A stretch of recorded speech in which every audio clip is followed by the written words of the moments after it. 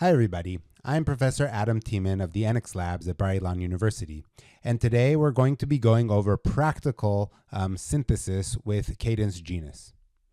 So let's just begin with a little bit of an introduction. In the lectures about synthesis and static timing analysis, we learned basic synthesis flow and supporting algorithms. We learned how to define libraries. We learned what timing models and power models there are. We learned about MMMC, the multi-mode, multi-corner approach. We learned about timing requirements, how to check max delay and min delay, and how to define constraints with SDC. And we learned about optimizations, pre-synthesis optimizations, which were basically computational Boolean algebra, and then post-synthesis optimizations, technology mapping, and post-synthesis optimizations of how to try and get our timing better, and about reporting and exporting our files at the end. We'll now see how to run synthesis on our example RTL block, the state machine, which was just a simple counter that we had before. We're going to write a script for synthesizing our design. We're going to write supporting SDC and MMMC definitions. We're going to run the synthesis flow, look at the log files, look at the reports. We're going to create the reports and analyze them. So what is Cadence Genus? Cadence Genus is Cadence's tool for synthesis. It replaced the previous tool, which was called RTL compiler or RC. So if you run into RTL compiler or RC, that was the old tool by Cadence, and it was developed for Cadence Stylus Common UI. So by default, Cadence is going to run in the minus stylus possibility in using Common UI. We're going to see that some of the other tools will have to run them with the flag minus stylus to use the Common UI type of syntax. Other popular synthesis tools include Design Compiler DC by Synopsys, which is now provided as part of the Fusion suite, which does a complete RTL2GDS run. Siemens EDA has Oasis RTL synthesis, and there's a really popular open source synthesizer called Iosis, which is now provided as part of the open source Open Road project, which is trying to make the whole EDA kind of flow be open source. There are FPGA synthesizers, which you can run on Vivado, Quartus, Simplify, Precision FPGA. So those are different ones that are specifically for FPGAs and not for ASIC. In addition, there are high-level synthesizers that are available, such as Cadence Stratus, Siemens EDA Catapult, Synopsys Symphony, and others, which we're not going to be discussing in this course. So how do we start Genus? Well, we said that we go to our workspace directory. If you haven't watched the lecture about the project structure, make sure you check it out. There's a YouTube lecture about it, and it will tell you all about why we run from the workspace and that everything is, what our whole project directory structure is. So once we get to the workspace, we're just going to start Genus by writing Genus. And by default, as I mentioned before, it's going to start in the Common UI mode, so we don't have to write Genus minus stylus or something like that. While we run, Genus is going to create two files for logging our run. One of them is called genus.log, and that's the log file for printing out almost everything on screen. And the other one is genus.command, and that's the going to log all the commands we ran in our session. And if we look at them, we can really see how our session was run and even rerun it. And we can take commands out of there and put them in our script for running later.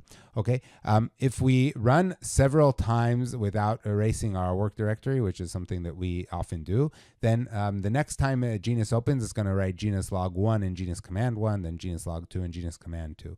Okay, so that is what you're going to get. So now we're going to run our flow according to the script file, which is under our design directory, and it's under scripts genus.tickle. And that's going to be like our framework script that we're going to run with, and all of your changes that you want to do, you're going to do inside this genus.tickle script. So the first thing that I'm going to do is I'm going to go into my workspace. So CD workspace, and that will take me into this blank directory that I've made. And if I look at what I have in my directory structure, I have all of the different folders that I showed you in the project workspace overview. So what I'm going to do here is just write Genus, and my tool is going to load. So that is going to take a few seconds while it checks out the licenses. And ultimately, I got into the tickle shell. So this is a tickle shell, and I'm just going to clear for a second, and then I'm going to show you that it's tickle. So puts is, of course, put string, and I'm going to write hello world, and we're going to get hello world echoed out on the screen. And the reason I did that is because I want to show you two files that are created when I load Genus. So I'm going to put this in the background for a second. And now in my directory, I have two files, genus.log and genus.command. So if I look at genus.log, I'm going to see that I have everything that was printed out basically on the screen is over here. Okay, so you see everything that was printed out is going to be printed out into my log file. The other file, which is genus.command, is going to have all the commands that I ran. So the only commands that I ran were clear and then puts hello world. And so I can go along the flow, and if I run something, even if it's from the GUI or somewhere else, I can go and look what was run and copy those into a script that I'm going to run later. Okay, so now we're ready to set up our run, and what we're going to do is define our top level name, and that's going to be SM in our case. So that's the top level of our top Verilog module, and it's going to be inside this design array. So we're going to do set design top level is going to be whatever our name is, or SM in this case, and it's going to be used throughout the script. So we have to really define it as the first thing we do, because then even our file names are going to be sm.defines, for example. Okay, another few run specific variables that we set up. Run type is going to be synthesis in this case. It could be, place and route in a different case, and so forth. It's going to help our scripts differentiate between different tools. And also for physical synthesis, there are different types of physical synthesis. So, for example, LEF means we don't provide a floor plan. If we had floor plan, we would write floor plan over here. We would provide a def of the floor plan. So we're going to run these two variables before we start our run.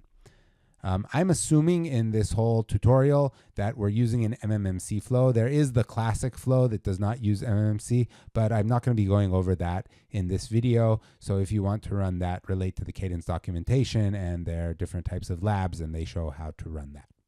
At this point, I can go over to my project workspace, and I'll open my script file that's going to be the script that I use as a framework for running Genus. So it's under scripts and genus.tickle.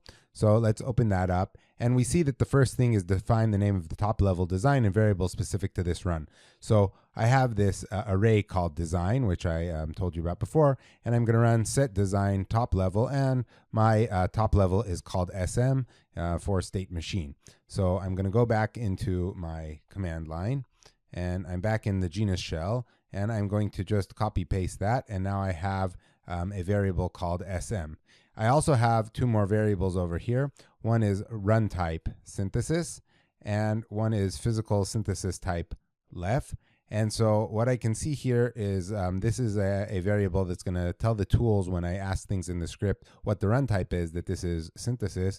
And later on, I'm going to have different types of physical synthesis. So right now we support LEF and floor plan. So LEF means that I'm just going to use LEF for physical synthesis without providing a floor plan, but I could go and build a floor plan and give a def file and then load a floor plan to do better physical synthesis. Okay, so the next thing that we're going to do is going to load the definitions. So in our project workspace tutorial, I showed you different files and stuff that we have. So we have this procedures.tickle. Those are kind of useful procedures that I wrote that are going to be used during the flow. Then there's the top level sm.defines, and those are the main variable definitions that we're going to use for this design. We have settings.tickle. Those are some tool specific settings that we're going to run in the background and just take them out of the main file because we're not going to usually want to touch them. Okay, and then we have the different library definitions. So there's for the technology, the standard set technology, the SRAM technology, and the IO technology. These are definitions really for the different paths and cells that we use and all kinds of other options that we're going to need throughout the design. So they set up all kinds of variables. Okay, all of the stuff that we set up over here, it's going to be lots and lots and lots of variables inside different arrays and so forth. So just to help us debug and find things, we're going to write out a file that's called debug.txt. It's going to appear inside our workspace, and it's going to have the full definition of all of these things so we can easily go look for them and debug things that way. The next steps, we are going to load the basic settings over here. So what we have is several things inside the scripts and the inputs directories. So we have this procedures.tcl, which is all kinds of procedures that help us do things like sending messages that are going to print out EnICS just so I can find them, and all kinds of other types of things that I have written along the way. And we're going to see some of them. Report timing, and there's this thing for starting stages and ending stages and so forth, and creating reports for the stages. These are kind of things for maintenance and so forth. So that's one of the scripts that we're going to run.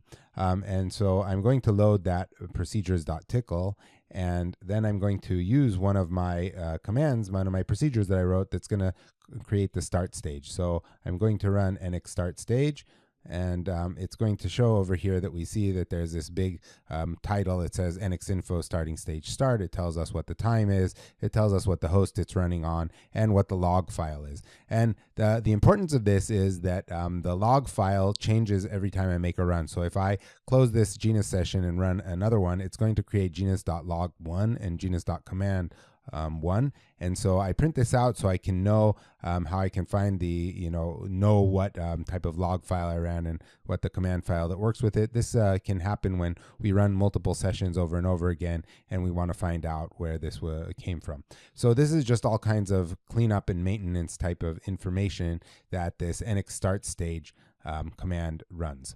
I then will just give a name for the debug file that I'm going to use, which is going to be called debug.txt, and I'm going to create it in a moment.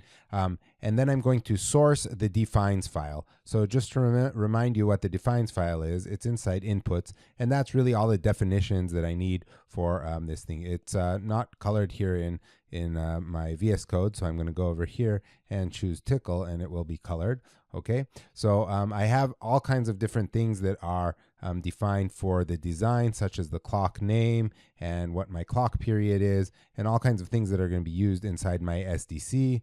So you can see they're all over here, and we'll be going over them later. And then files and paths that I'm going to use. So instead of writing actual paths, I'm going to use some sort of a variable that's inside this design array that's going to point to the different files and paths to the files that I'm going to use.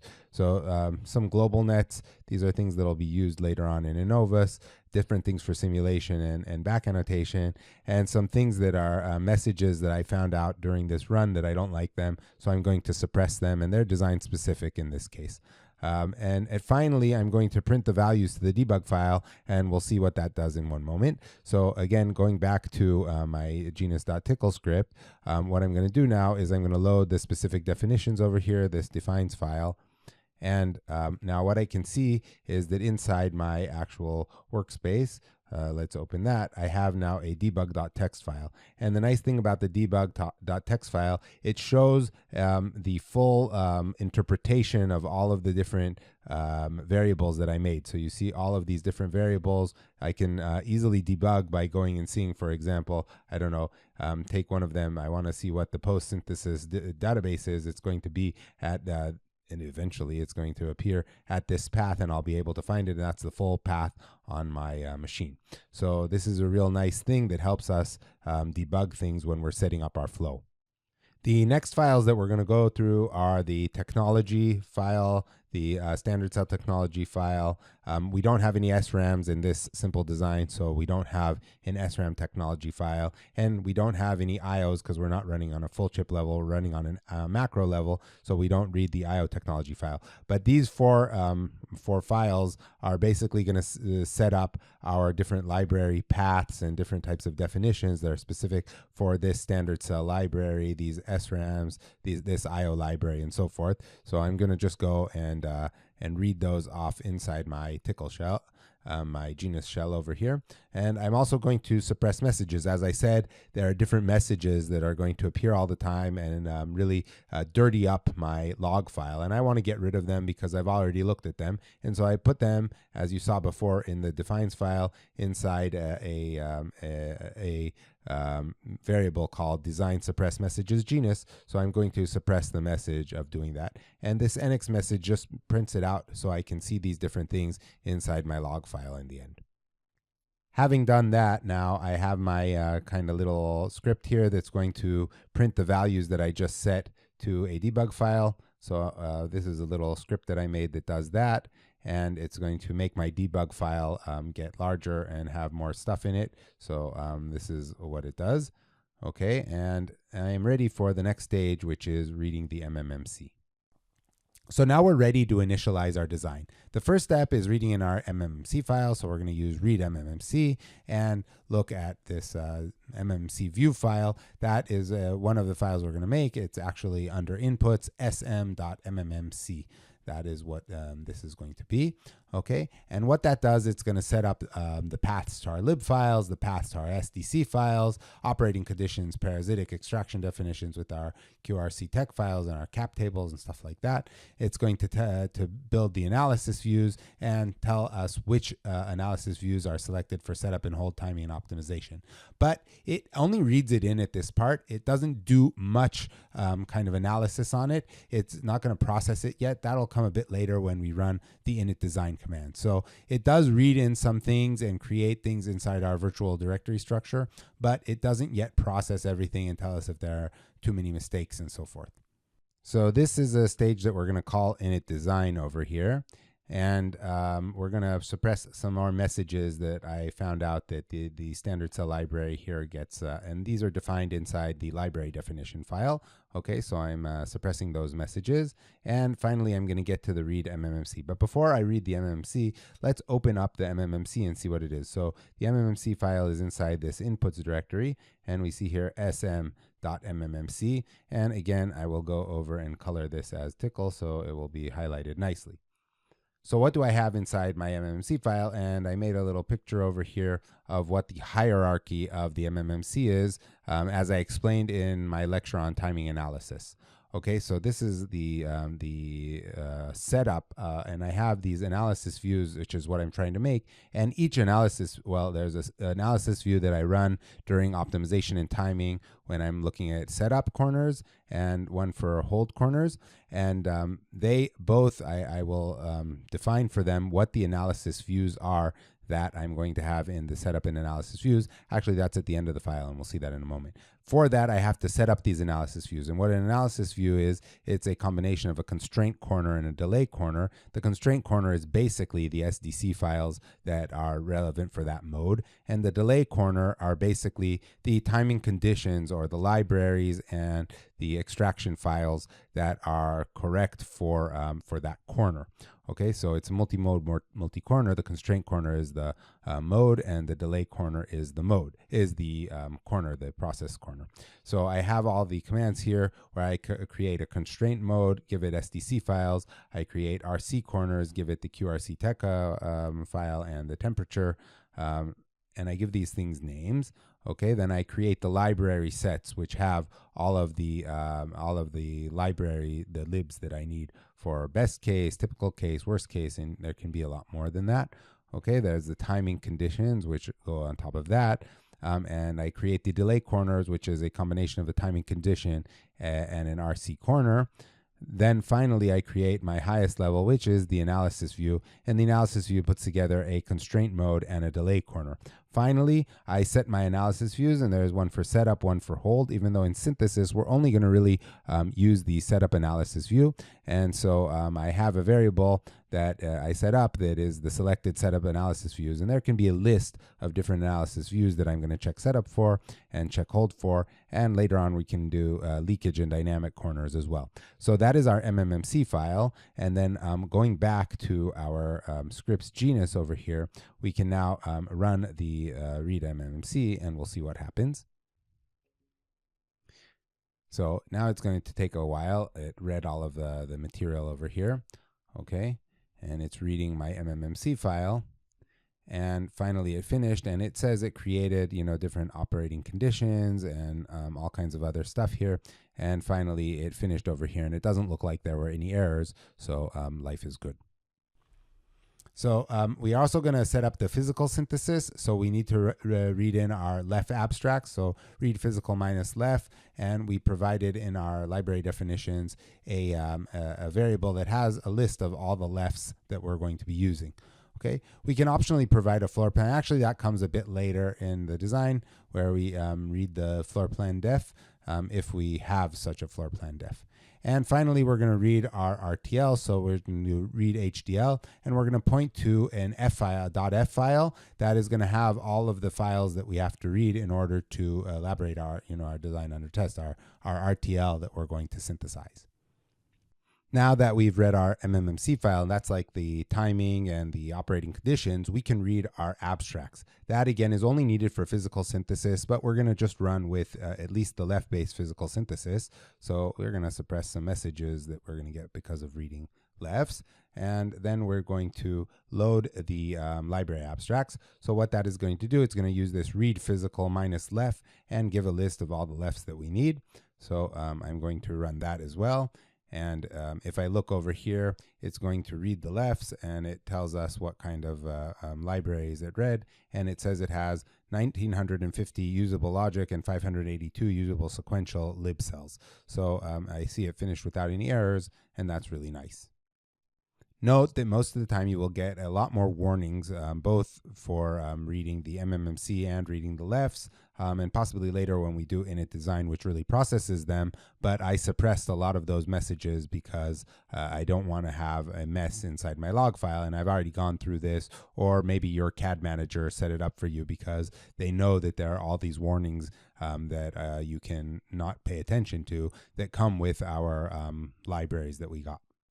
So now that we have read in our LEFs, we are ready to read our RTL. So let's go and do this. We'll start stage read RTL, and then we have this setDB, which is going to set up a parameter, an attribute called init_hdl search path, and that just gives a path for where the tool can look for the Verilog files, the HDL files. And then we're going to do read HDL. We're going to give it the language system Verilog, but we also set up something in the settings file that also defaulted to look for system Verilog. And then we're going to give a list of files which are under the HDL read list. So we're going to do that. But before we do that, let's look at the files that we're just going to read in here. So just to help me find like what the read HDL read list is, so I can do two things. Either I can choose the variable over here and go into my terminal and write puts, and then paste that, and I get the actual entire path, which I can go and look at. Or I could also just go into my debug file over here and search for HDL read HDL list. You see it found it over here, and this is the entire path. Okay, so what I see is it's under source code RTL DOT source list, right? So I go to source code, and it's DOT source list. Okay, so that is my DOT source list, and actually my whole RTL is just this sm.v. I don't need the other ones, and some of them are used for simulation and so forth, but that's the only file that is not checked over here. Okay, so that was just to show you how this debug file can help, or how I just decipher these mini variables that I'm using along the way. So back to the Genus script, I'm now going to read my my RTL. So I use this read HDL command. I actually will also read this setDB, even though it won't really matter right now. And I read it, and I don't see any syntax errors, or else I would have gotten errors in the after the command. So there are no errors in my my syntax. Again, you will probably run into different problems at every stage. So the fact that everything's running smoothly here is kind of lying to you. So just so you should know, this will check the syntax of my files. So when we open Genus, we get to what we call the virtual directory structure. So this is kind of how things are laid out inside Genus. And this is a picture that I took from Cadence that shows us that our entire status starts at the root in the virtual directory structure. And so when we open it, we'll have this at genus root. So that's where we are standing. And to look at what we have in our directory structure, we're going to use similar commands to regular Linux shell commands. So we usually would write ls to see what's inside. Here we write vls to see what's in our virtual structure. And we get these different types of libraries that we can see over here. Commands, these are all the commands we can run. Designs, that's what our design is. So once we load our design, it's going to get the top level name of the design, or in our case, it's going to be SN for state state machine. Flows, that's these automated flows that Cadence provides you with. HDL libraries are different types of generics and so forth that are provided. Messages, these are all the messages that were given during this run. Libraries are the different types of libraries that we've loaded with our MMMC and so forth. Object types, tech, these are things that are going to be populated throughout our run as we load different parts of the design and read it in. Okay, so you will run into this a little bit when we look through our structure. Actually, with the stylus approach, we don't usually look at the virtual directory structure as much. We usually go through the different types of instances and so forth, as we'll see later, but it does appear here and there. So now we're ready to elaborate our design. And so we've read in the RTL and the library definitions, and Elaboration is going to build our design inside Genus and bind all the IPs. So we're just going to run Elaborate, the top level. And after Elaboration, our design is loaded into Genus, and if we look at that virtual design structure, we can see that when we look at designs now, there's this SM inside here. If we look inside the designs, it has all kinds of things in it. So for example, if we look in designs SM ports, it's going to show us all the ports. That is one way, again, to navigate through all of the stuff we have there. It's not that nice a way to do it. A nicer way is the design browser in the GUI. If we write GUI_show, then we get the GUI, and we can use this design browser to really go through this in a visual kind of way, or we can use the DB commands, which we're going to be discussing in a second. Okay. The most important thing, however, to do right now is to check that all the IPs were bound, and that we do by running check design -unresolved, and we hope that it says that there are no unbound leaf cells. At this point, we are ready for design elaboration. Okay, so we're going to start stage elaborate, and we're going to elaborate the design at the top level. So what that is going to do, it's going to take my RTL and it's going to build an entire like data structure out of it. That we have the actual ports and the regs and so forth. It's also going to bind all of the instances. So I'm just going to copy that into my terminal over here. And this will take a long time if we have a big design. Here it's going to obviously run very quickly because I have a tiny little design.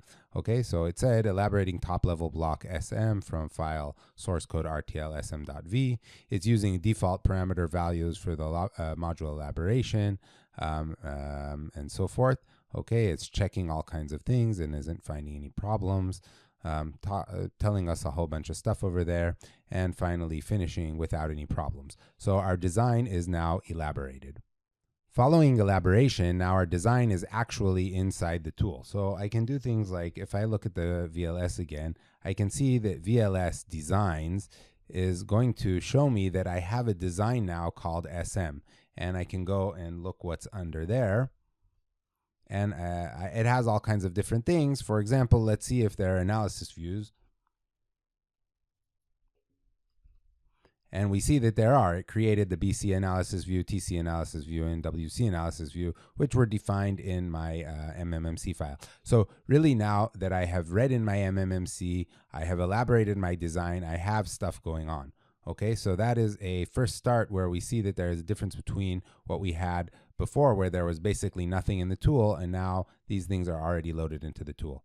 Another thing that I can show you over here is I can turn on the GUI, even though real designers, real back-end people never turn on the actual GUI of their synthesis tool, but I will show you that it can be useful. So one of the things that's very useful is the design browser, and I press this little button to get it over here. Okay, and that opens this tab, which was actually opened by default over here.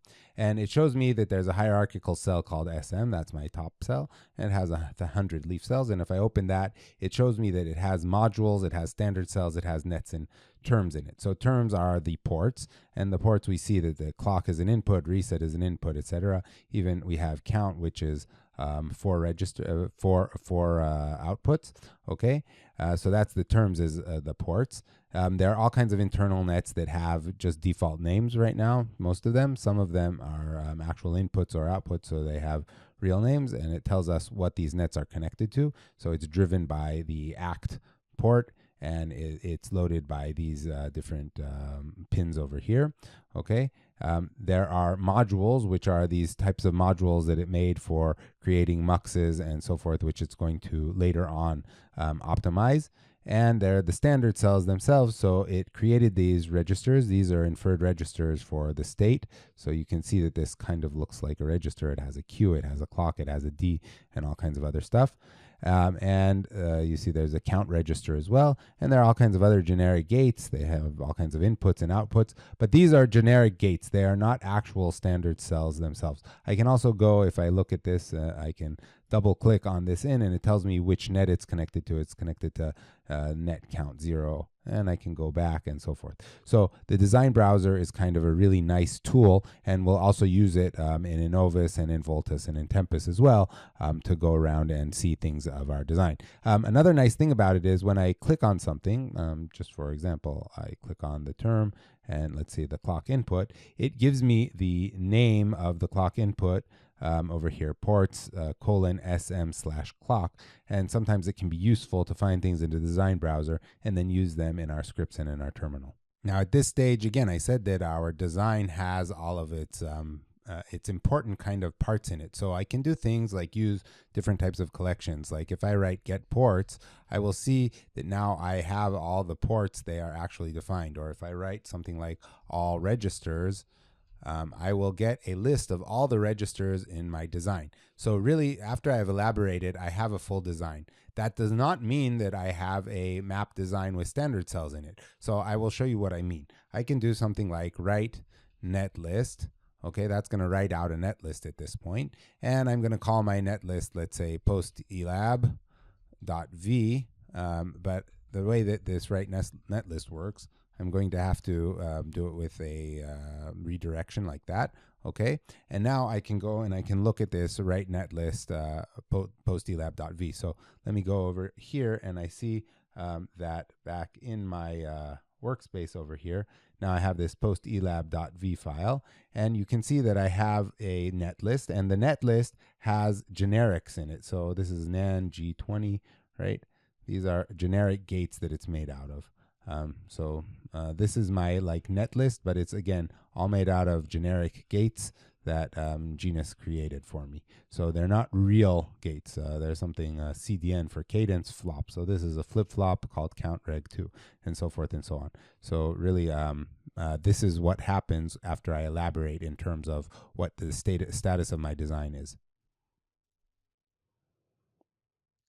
Going back to my Tickle script, after I've elaborated my design, it's very important for me to check that I binded all of my IPs.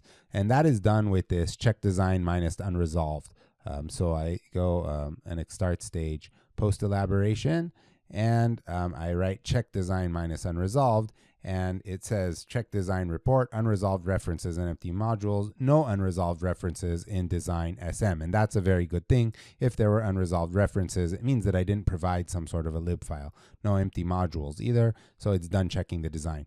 There's a bigger command called check design minus all. And here I'm redirecting it to a check design post elab report so I can go over it, but I'll just show it to you by printing it all out. So if I do check design minus all, because check design is it has several different things in it. So I can write, man check design and see what this command has all of these options on it, and it tells you what they are inside this man pages. But what I can do is I can put the check design minus all, and I see that it made a whole bunch of reports that it says all kinds of things in it, which I can go one by one and look at and go through. The main thing is kind of this summary at the end that I don't have any unresolved references, and there are other different things, undriven ports. Assigns I do have, that's not a bad thing right now. It will be a bad thing during place and route, but all kinds of other things that I just need to know that I have. So this is check design, and you should really open up this file that we save out and look through it and see that there's nothing that you didn't want to have there. In fact, if check design would return an error status, we're going to print out this there's big EnICS info, there is an issue with check design, you better look at it. So that's something that's going to kind of yell at us in our log file that we have to see that and fix it.